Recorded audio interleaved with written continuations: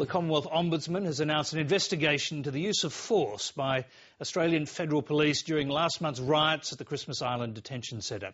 There have been complaints that two other inquiries by Federal Police and the Immigration Department are too narrowly focused, and there are some hopes in some quarters that the Ombudsman's investigation will be more wide-ranging. He'll also examine the role played by the detention centre operator Serco.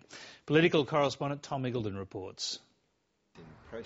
The Commonwealth Ombudsman knows the Christmas Island issue well. 8 reports over the last couple of years have included predictions of violence that shook the island last month. In a sense, we feel that our reports weren't all that successful in preventing this. We'll look to see if our reports can be more effective to prevent similar occurrence in future. It's not only to be strongly welcome, but really necessary to have an independent watchdog look at the real question of whether it was absolutely necessary to use the type of force that was used on asylum seekers on Christmas Island who were protesting. But the Immigration Minister stopped short of welcoming the Ombudsman's inquiry. Within days of the incident at Christmas Island, I had already announced an independent arm's-length investigation being conducted by 2 respected former departmental secretaries, Dr Alan Hawke and Helen Williams. But the Ombudsman has instigated this inquiry and is perfectly entitled to.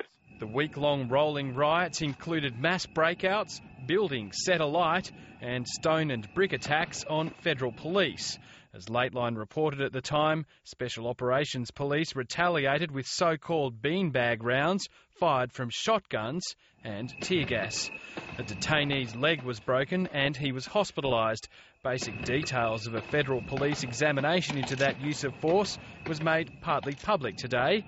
It found no breach of the AFP's Code of Conduct and said no further investigations are required.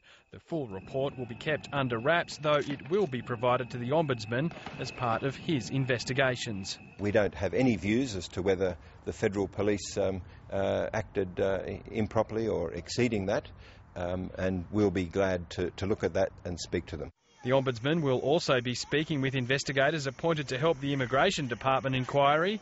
Asylum seeker advocates say they're happy an independent eye is being cast over the internally commissioned examinations. The other inquiry has very narrow terms of reference, which really are looking at the question of whether security management was well coordinated, and that's not sufficient to go into the real question here of whether the use of force was appropriate and necessary. And it's really a question, the use of force, that is properly to be dealt with by an independent watchdog rather than 2 retired bureaucrats. The Ombudsman says the government's committed to following policies which could have avoided the build-up of tension on Christmas Island, like overcrowding, lack of psychological care and the detention of minors. We want to really just see whether the policies that we know exist were put in place properly, and if not, why not? While Federal Police and the Immigration Minister have been accountable to the media for their role in the riots, the private company which operates the detention centre, Serco, has so far avoided the public spotlight. But the company will have to cooperate with the Ombudsman's investigation. We'd expect no less cooperation from them than from the government agency and from the Australian Federal Police. It's Commonwealth money, they're working under a Commonwealth contract.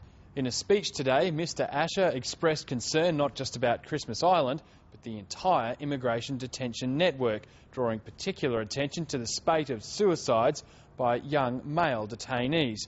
A none too subtle warning that without significant change, more violence can be expected. Tom Eagleton, Lateline.